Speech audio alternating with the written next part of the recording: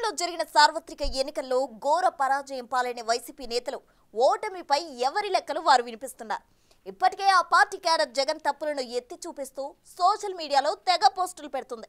మాజీ మంత్రులు, మాజీ ఎమ్మెల్యేలు కూడా పార్టీ ఓటమిపై కీలక వ్యాఖ్యలు చేస్తున్నారు.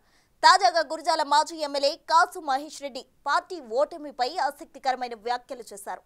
టీడీపీ నుంచి వైసీపీలోకి వచ్చిన నేతల నోటి దురద వల్లే వైసీపీపై నెగిటివ్ పెరిగిందంటూ పరోక్షంగా వల్లభనేని వంశీ, కొడాలి నానిలను టార్గెట్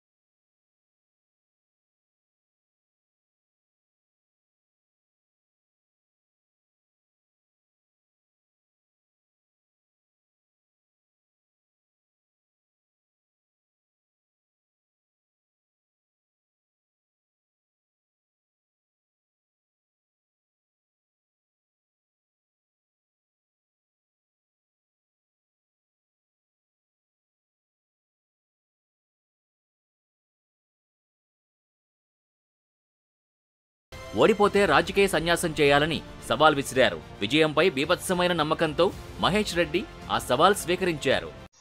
తిరుపతి నుంచి శ్రీనివాసరావు, నీకు సమాధానం జానికి గంటెందుకే అబ్బొచ్చు. నా దమ్మేందో మొన్న ఎలక్షన్స్లో చూపెట్టా, రేపు చూపెడతా.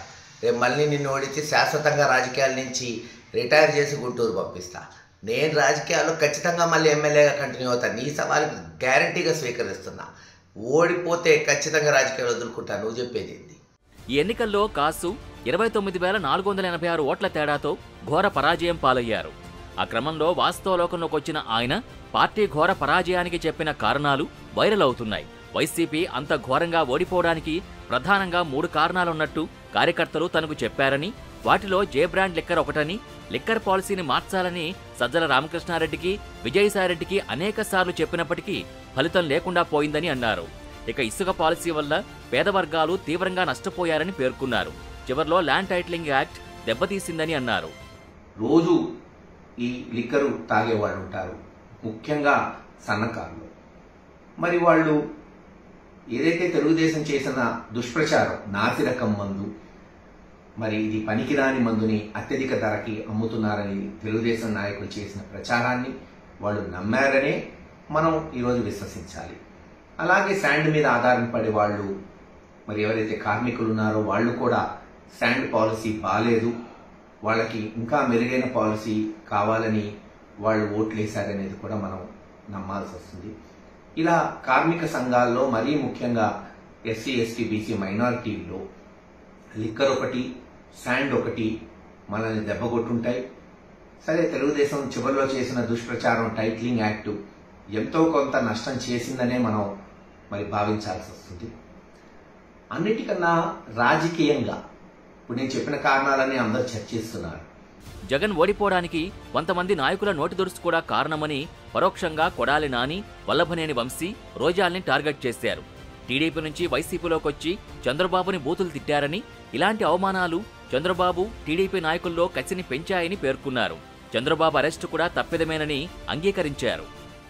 నిండు సభలో పాండవులకు అవమానం జరిగితే పోయి యుద్ధం చేసి యుద్ధంలో రాజ్యాన్ని గెలుచుకున్నారు.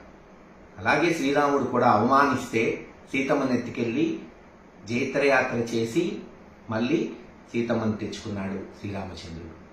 నేను ఆ దేవుళ్లతో పోల్చట్లా, చరిత్ర చెప్తున్నానంతే. జగన్మోహన్ రెడ్డి గారిని కాంగ్రెస్ పార్టీ తీవ్రమైన అవమానాలు చేసి రాజశేఖర రెడ్డి గారి కుటుంబాన్ని, చివరికి జగన్మోహన్ రెడ్డి గారిని జైల్లో పెడితే కార్యకర్తల్లో కసి పెరిగింది, నాయకుల్లో కసి పెరిగింది, పట్టుదల పెరిగింది. నిరూపించుకోవాలనుకున్నాడు, నిరూపించుకున్నాడు. మరి అలాగే గడిచిన 2-3 సంవత్సరాలు కొంతమంది, నేను అందన్నట్ల కొంతమంది వైఎస్ఆర్సీపీ నాయకులు వాళ్ళు మాట్లాడే విధానం, మరీ ముఖ్యంగా చెప్పాలంటే నిజంగా వైఎస్ఆర్సీపీలో ఉన్న నాయకులు ఎవరు కూడా మాట్లాడాల. తెలుగుదేశం నుంచి వైఎస్ఆర్సీపీ పార్టీలో వచ్చిన ఒకళ్ళిద్దరు నాయకులు తెలుగుదేశం నాయకుల్ని, ముఖ్యంగా చంద్రబాబు నాయుడు గారిని అవమానించే మాటలు మాట్లాడటం, బహుశా ఆయన్ని జైల్లో పెట్టడం కూడా ఒక అవమానంగా తెలుగుదేశం క్యాడర్ భావించుంటుంది. కసి పెరిగింది, పట్టుదలగా పనిచేశారు. ఈరోజు పర్యవసానం మనం చూస్తున్నాం. కనుక ఏదైతే అవమానం అనేది ఉందో అది ఎప్పుడు ఎవరికి జరిగినా అవతలవాడు కష్టపడి పనిచేస్తాడు. కాసు Mahesh Reddy చెబుతున్నట్టే Vallabhaneni Vamsi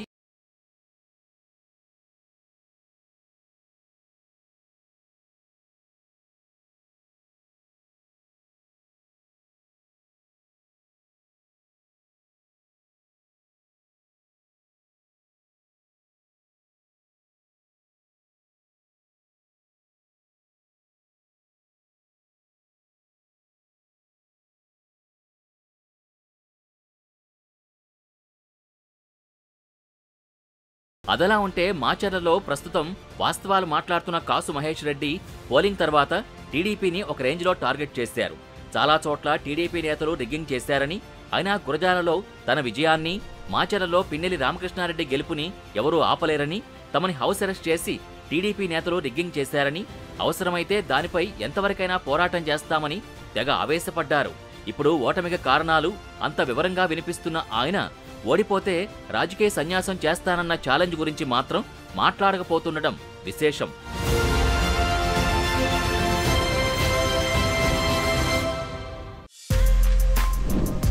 For more videos like this, subscribe Big TV channel.